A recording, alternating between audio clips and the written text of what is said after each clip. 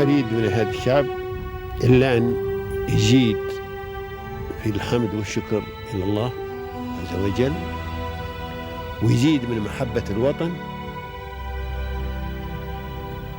ويزيد من العمل ومضاعفة العمل لما يسعى فيه من خير له وللدولة والأهل. هذا اللي أنا أدوره من الشعب، وربنا إن شاء الله يوفقنا جميعا على ما يحب ويرضى.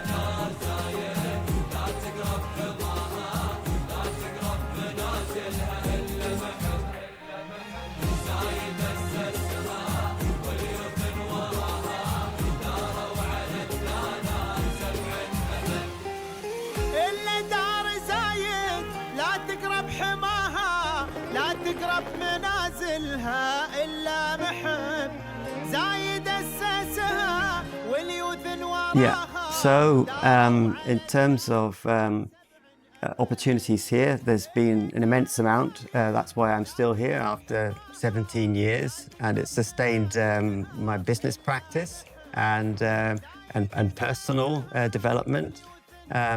So I am always surprised by the evolution of the UAE.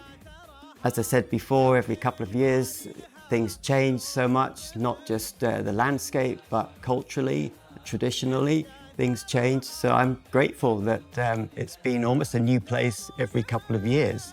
And that's what sustains me and keeps me here.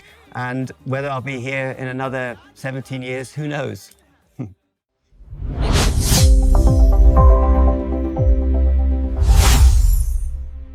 Welcome to a new episode of Peers of Union, a new success story from the United Arab Emirates. And our story is from Dubai today, actually.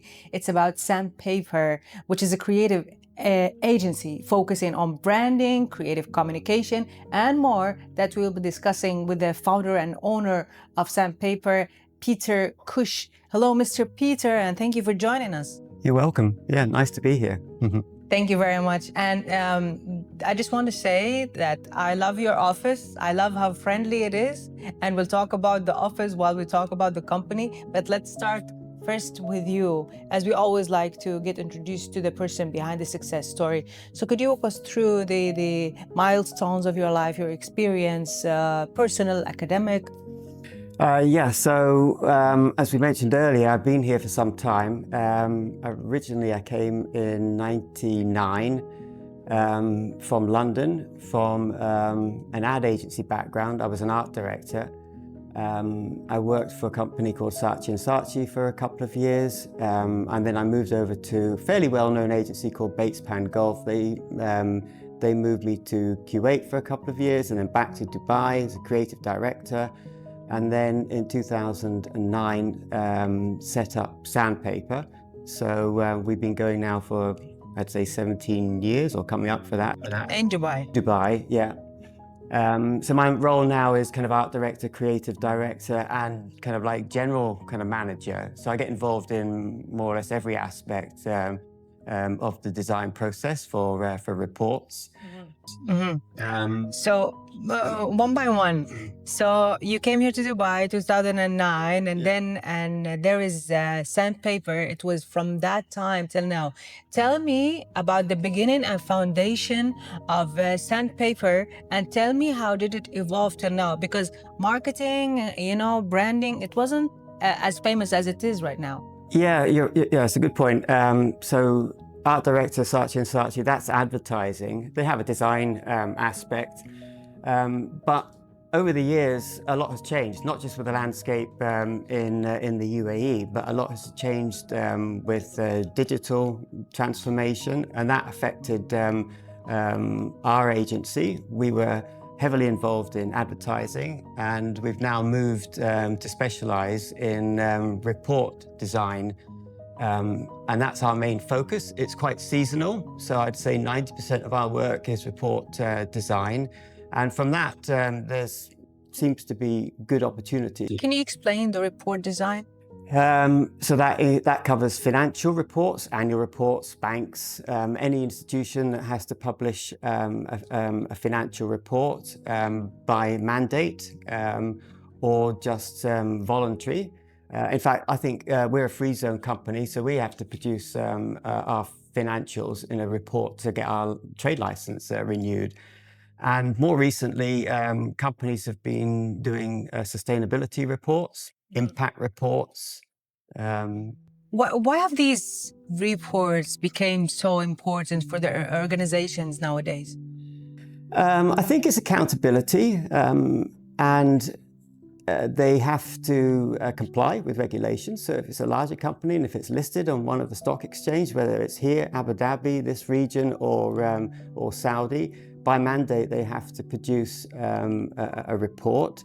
And also ESG sustainability reports, that has now started to get more and more popular. I mean, it only takes one company to do a report, and then there's that Me Too kind of follow-on. So if their competitor is doing it, then we need to do it as well. So it takes one leading company, and then the rest will follow suit. So there's more and more companies that want to be seen publishing their sustainability credentials. And there's some companies that they just, if they want to document their performance from the previous year, they will do a report. Or if it's from the previous 5 years, they'll do a 5-year impact report. They want to document it and they want to publish it. And that is why the report kind of like sector is getting more and more popular.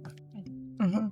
How do you balance creativity with the design while working on such a serious thing as the financial reports and you know, the reports that you were talking about? They were all serious business. So how do you balance that? So the content can be quite factual and dry, and it's up to us to try and bring it alive with design, graphics, creativity.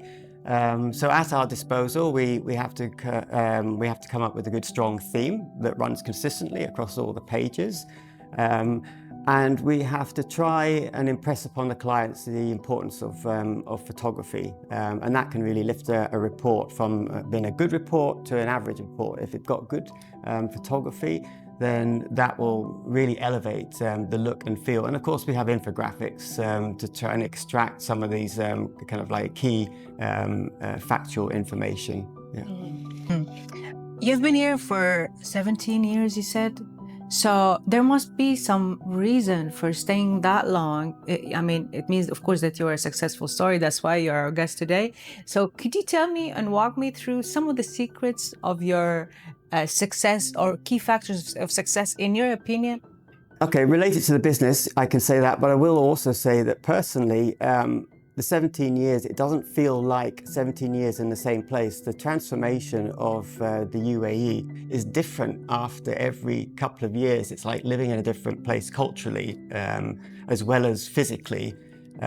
So that keeps me here. I'm happy to be here for that. And in terms of the business, the reporting business seems to continue expanding each year as mandates increase and more business sectors are obliged to report their findings, their results, and that's where we get involved in the report design and crossover into content as well. And this is happening not just here; it's also other GCC countries as well that we get clients contacting us. What do you think? Especially now with the AI, of course, and the accelerating, evolving AI programs, and every day we have a new program to learn.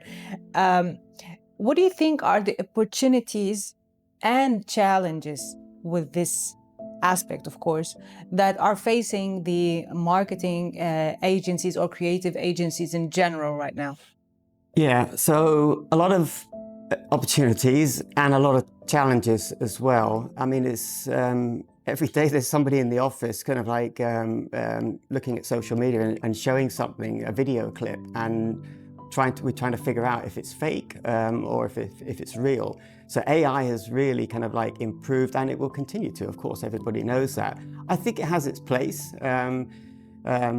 Social media, the entertainment sector, and a lot of other marketing communications material. But when it comes to serious reports where all the content has to be true, honest and genuine, that data has to be presented.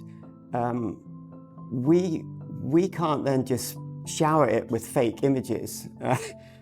Otherwise it will lose credibility. So reporting is slightly different in terms of using AI. I know that writers are using AI just to initiate the first draft, and that they can build on that. But let me tell you, there's some business sectors that I think it will take a while before AI will really support them. We do some work for a nuclear sector, and that's highly specialized content writing.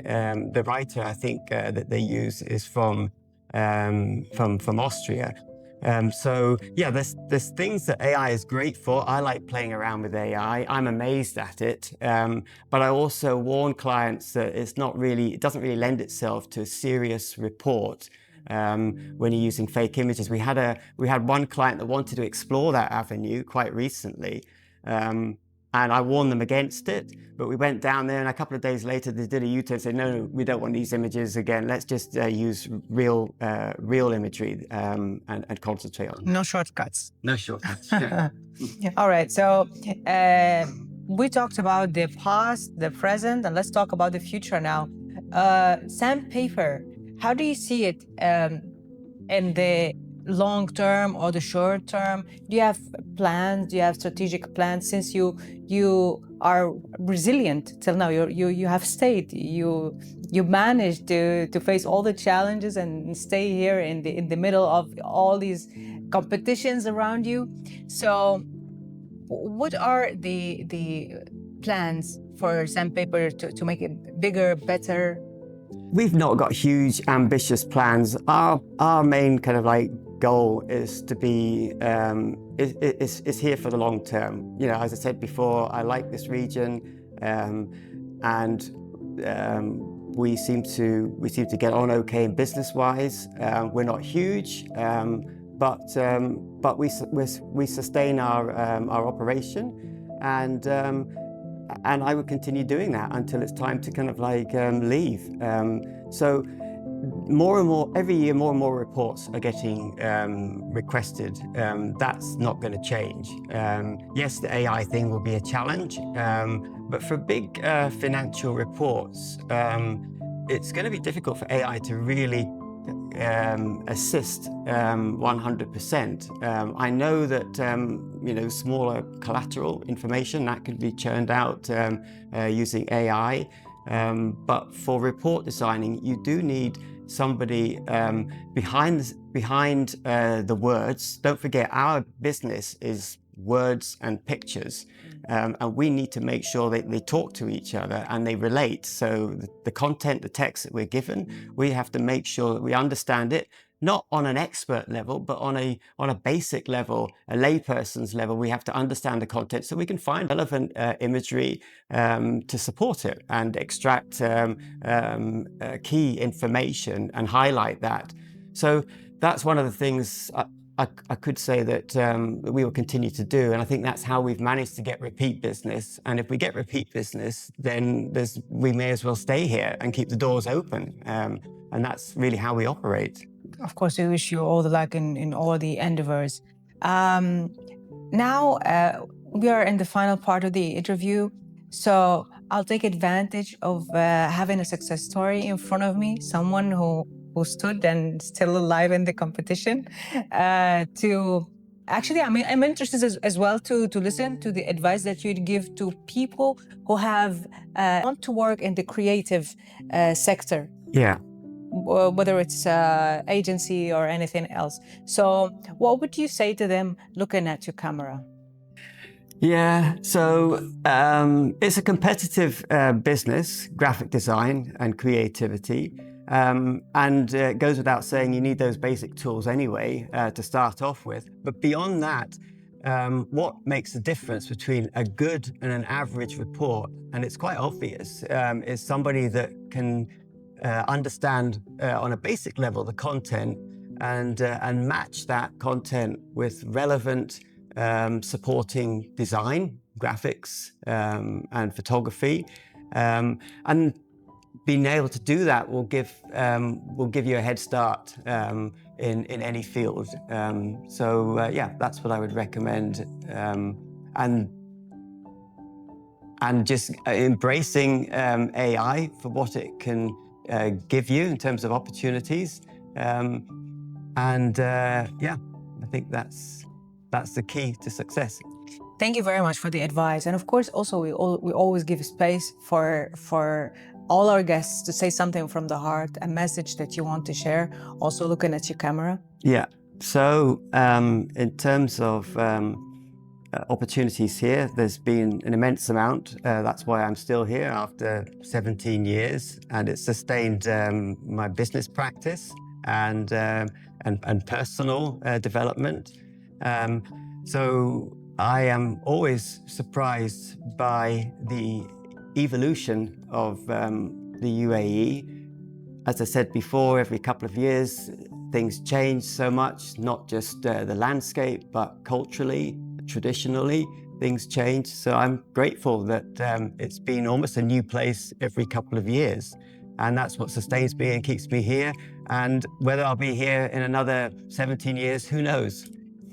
Thank you very much for your time, Mr. Peter. We wish you all the success. We wish to stay another 17 years in the UAE and to evolve with all what's going on. Thank you for your time. Thank you very much. Thank you so much. Thank you for watching Peers of Union. See you next week with another episode and a new success story, of course, from the United Arab Emirates.